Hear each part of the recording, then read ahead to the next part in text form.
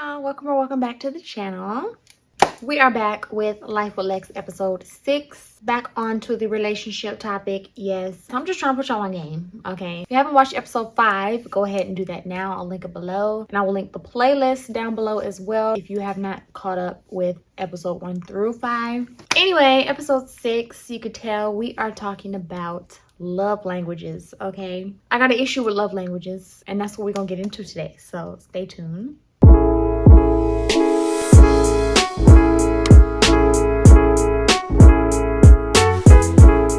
So before we get into it, everybody that's watching may not know what a love language is.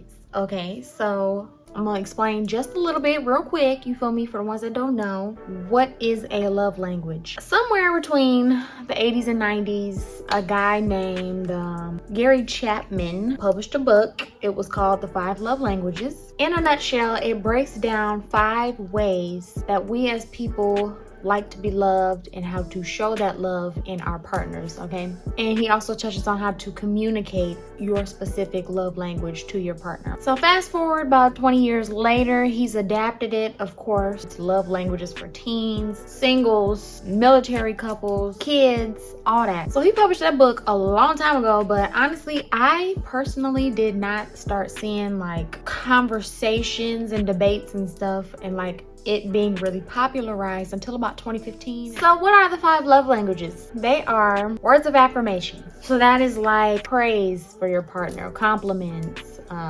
appreciation verbally, encouragement, compliments, you know, stuff like that. Number 2 is acts of service. So that's like doing things for your partner, whether that's like cooking breakfast in bed for them. If your girl wears wigs or braids, you know, helping her take down her wig, helping her take down her braids, you know, stuff like that. That would be an example of acts of service. Rubbing her feet, rubbing his feet, whatever would be considered taking something off your partner's plate.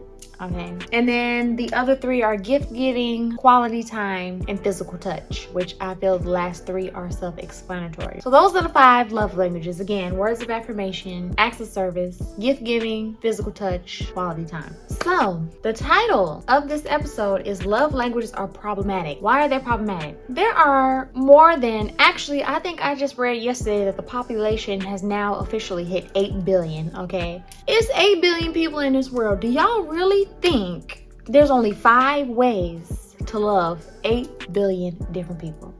It is impossible to limit how to love 8 billion different people to just 5 ways. It's such a boxed-in way of thinking. And I feel like when people are asked that question, what is your love language? I feel like we're forced to pick one of the 5 just because there's only 5 options. Like, yes, I appreciate quality time, but there's more ways to show your love and appreciation for me than those 5 ways. I'm not gonna limit myself to being shown love by just quality time. No, you got to come harder than that. So the point, those 5 ways are not the only ways to love someone. The way to love your man or your woman is by paying attention and learning them. If you pay deep attention to your man, he will tell you how to love him without speaking. Example, my boyfriend appreciates words of affirmation, okay? He also likes physical touch. But that's not the only way to love him, okay? So from observation, from learning him, from being with him for all the time I've been with him, I've learned he really, really appreciates and needs alone time.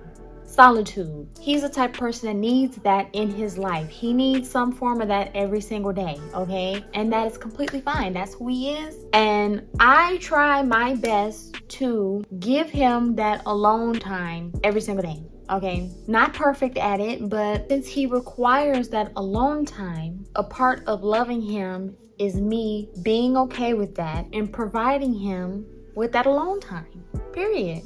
Another example, having a sense of humor. Me and my man laugh a lot together. We have a lot of fun. Our sense of humor is very different though at the same time. Part of loving him is me learning to laugh a little more, learn how to take a joke a little bit because he's that type of person who jokes around a lot. And part of him loving me, on the flip side, is also learning what I feel is funny and what I feel is not, okay? Learning what's triggering and what's a joke. So it's that balance. learning how to love someone is much, much deeper than those 5 love languages, okay? Sense of humor, that ain't no love language. Not one of those 5. Alone time is not a love language either. I like the title of love language. I like that. But the fact that there's only 5, no.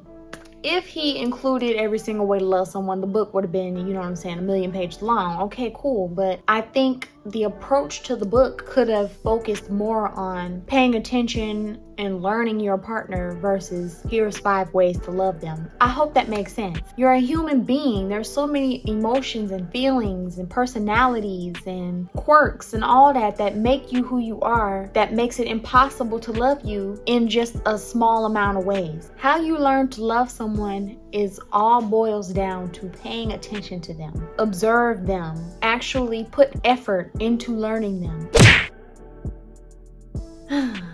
I really, really hope that makes sense. I think I will leave it at 5 love languages is too limiting to really believe that that's the only way to love your partner or the only way you should be loved, okay? Your partner is a book. You need to study that thing, okay? That's the best way that I can put it. So I hope y'all enjoyed my little spill about the problem with love languages. Let me know how y'all feel about love languages. I really want to know. Comment something else if you would like if you liked it. Definitely subscribe though, and I will see y'all in the next episode.